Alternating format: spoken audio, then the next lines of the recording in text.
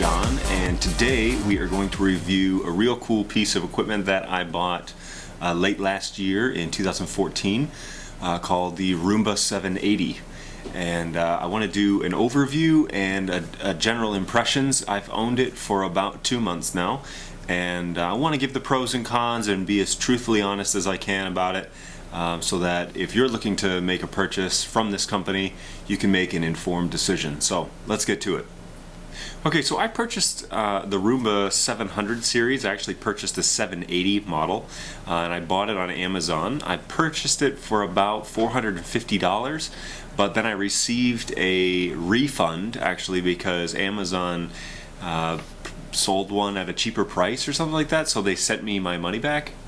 So I thought that was great customer service. I have no complaints about Amazon. I've had some great experiences with them, and if you're looking to purchase a Roomba vacuum cleaner, check them out, Amazon.com, and just type in Roomba and then whichever series you're looking at, and they can certainly point you to the best price that they can offer.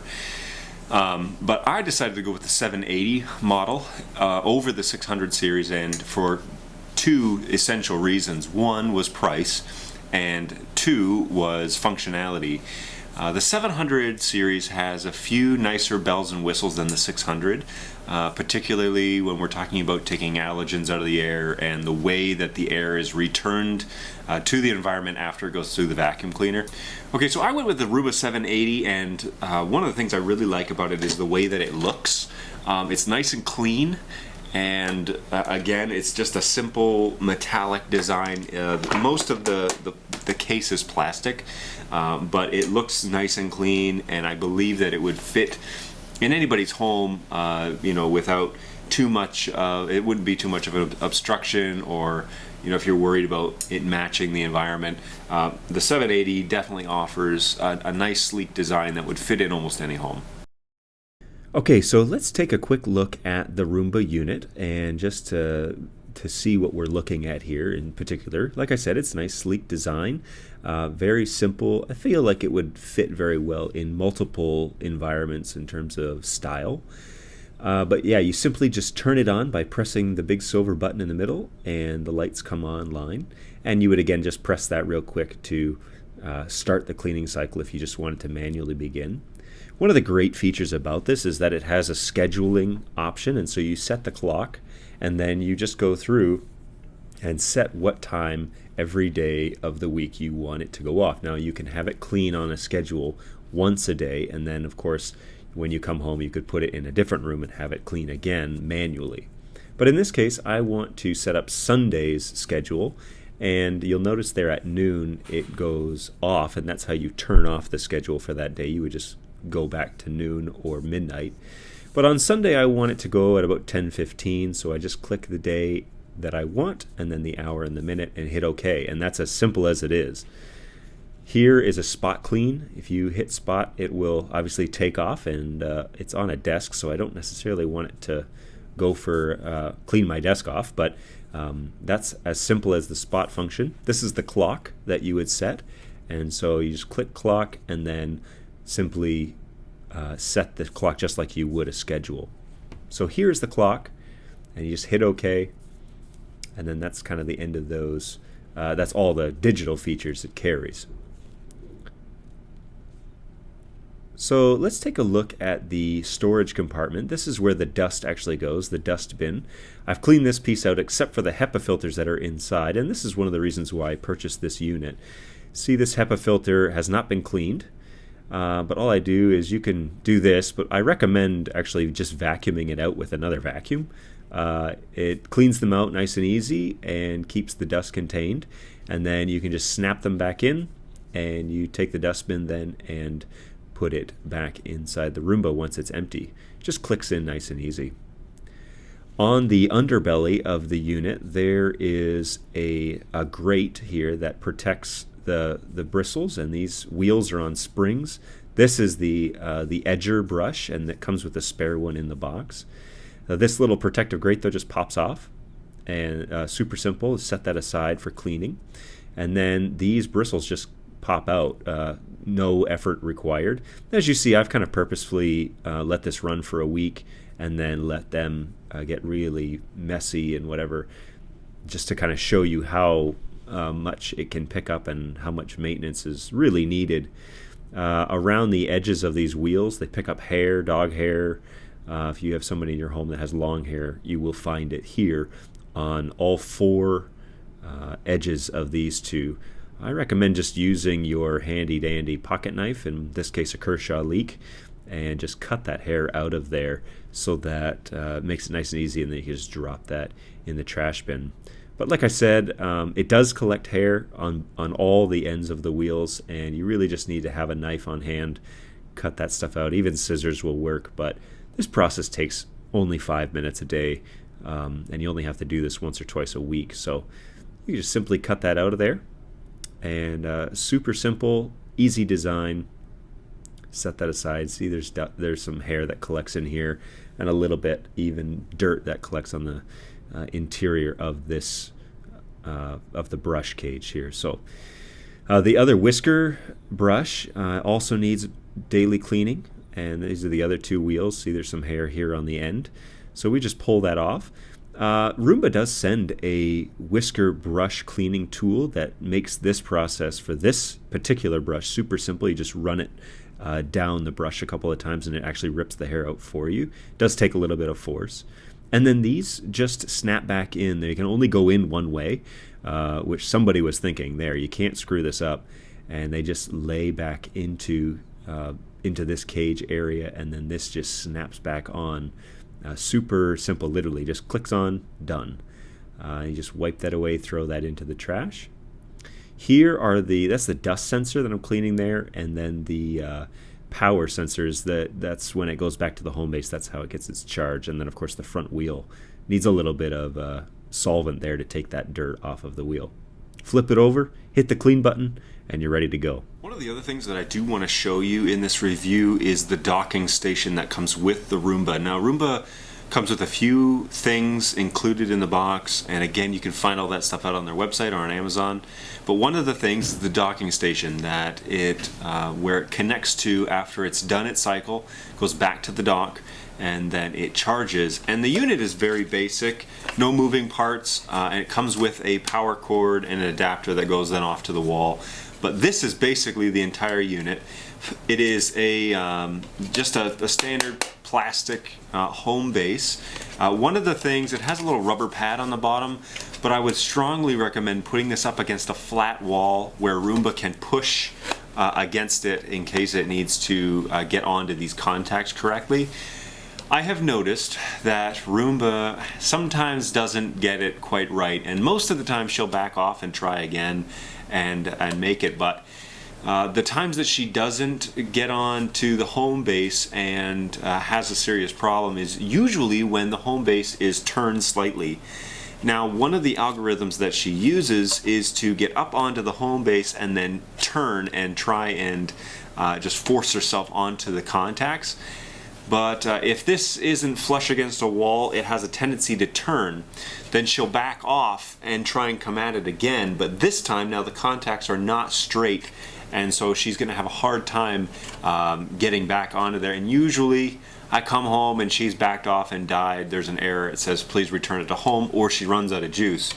So one of the things that I haven't tried yet, but I think I will, is just to get a little piece of double-sided tape and either tape it to the wall or tape it to the floor where it's not going to hurt the condition of the floor, and then simply mount it there so that it will not move regardless of how much running around she does. And hopefully that would create a better connection and more home runs every time she goes home.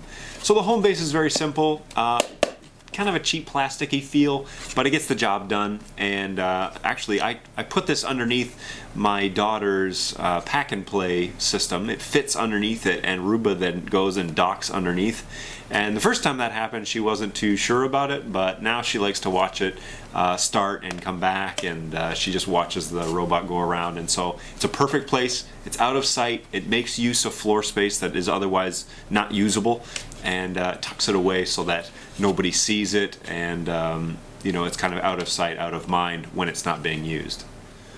One of the accessories that comes with the Roomba is something called a Lighthouse Virtual Wall. It's a 2-in-1 unit that basically creates a virtual wall that Roomba will not pass.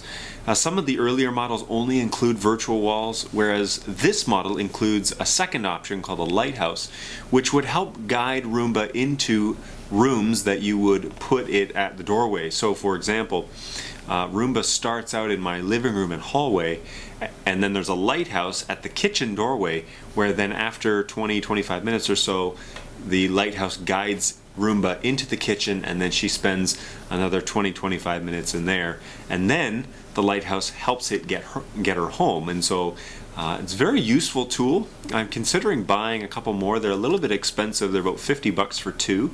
But I'm considering buying a couple more just to increase her efficiency around the home and to help her not get lost. So I want to be as truthful as I can when we talk about pros and cons. Right down to it, if you were to ask me, do you like the Roomba unit, I would say yes.